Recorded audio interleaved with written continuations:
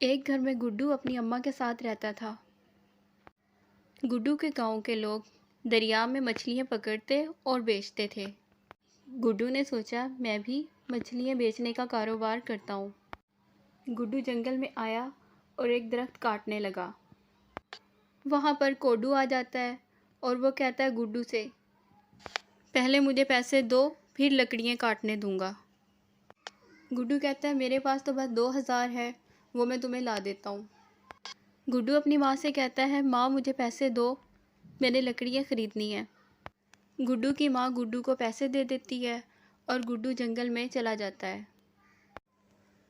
कोडू को पैसे देकर लकड़ियाँ काटकर वो घर की तरफ आ जाता है।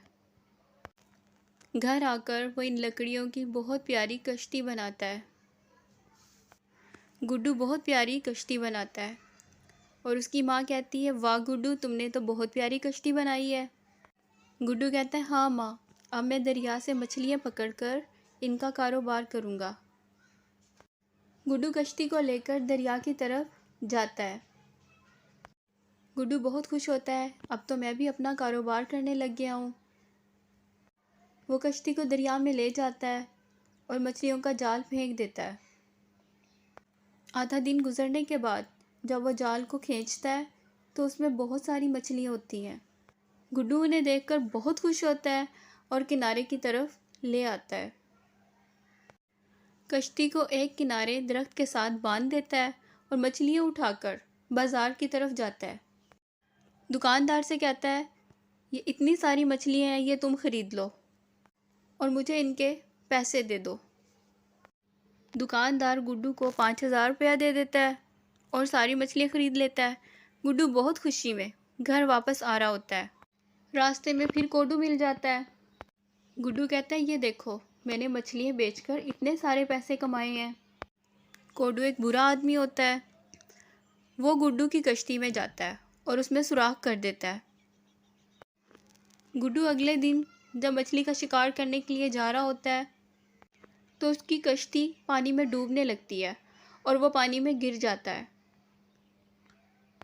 गुड्डू जब पानी की गहराई में आता है तो वहाँ पर एक तख्ती लगी हुई नज़र आती है। तख्ती के साथ एक पत्थर रखा होता है। तख्ती पर लिखा होता है जो इस पत्थर को हाथ में लेकर ये मंत्र पढ़ेगा वो गायब हो जाएगा। गुड्डू उस पत्थर को लेकर किनारे पे आ जाता है और अपने घर ले जाता है। गुड्डू कहता है इसको कहाँ छुपाऊँ, कोई इसको चोरी ना कर ले। वो इसे अपने घर की अलमारी में छुपा देता है। पत्थर को छुपाने के बाद वो दोबारा से लकड़ियाँ काटने के लिए जंगल में जाता है। वहाँ पर फिर कोडू आ जाता है। गुड्डू से कहता है मुझे पैसे दो। गुड्डू कहता है अब तो मेरे पास पैसे नहीं हैं। कोडू जाकर जंगल के डाकुओं को बता देता है गुड्डू नाम का लड़का आपकी इजाज़त के बगैर आपके जंगल से लकड़ियाँ काटता है। डाकू कहता है जाओ उसे पकड़कर लेकर आओ। कोडू 2 आदमियों के साथ गुड्डू को पकड़ने के लिए जंगल में आता है। गुड्डू से कहता है चलो तुम्हें डाकू ने बुलाया है। डाकू कहता है तुम मेरी बगैर इजाज़त के मेरे जंगल से लकड़ियाँ काटते हो। कोडू कहता है मैंने इसको मना किया था, इसने मेरा कहना नहीं माना। गुड्डू कहता है नहीं डाकू भाई, इसने मेरे से पैसे लिए थे। कोडू कहता है नहीं नहीं, ये झूठ बोल रहा है।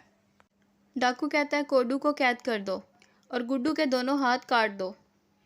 गुड्डू कहता है डाकू भाई मुझे माफ़ कर दो, मुझे नहीं पता था ये आपका जंगल है। गुड्डू कहता है अच्छा एक काम कर दो, मेरे घर से मेरा एक पत्थर तो ला दो। डाकू अपने आदमियों को भेजता है जाओ इसका पत्थर ला दो। डाकू के आदमी गुड्डू के घर से पत्थर लाकर गुड्डू को दे देते हैं। गुड्डू वो पत्थर हाथ में लेकर वही मंत्र पढ़ता है और दरख्त के साथ गायब हो जाता है।